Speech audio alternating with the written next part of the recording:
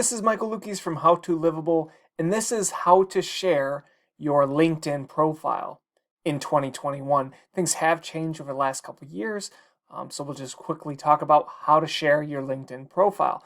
Now, if you are using the app on your phone, there isn't a direct way to share your profile as of yet, but if you know the URL for your page, you can share that. So let's look at that first. This is your feed page, so you want to get to your profile page.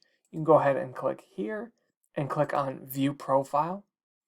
And then once you're here, on the right-hand side, it says Edit Public Profile and URL.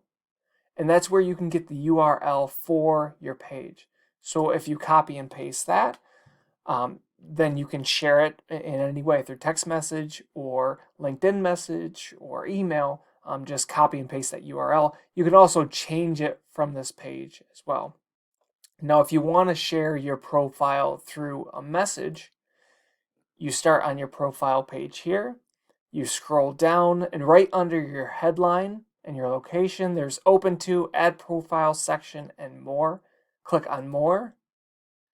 Then this top option, you can share profile in a message, save to PDF, or build a resume. So click on Share Profile in a Message. It will come up, and then you can type in the LinkedIn users that you want to share your profile with.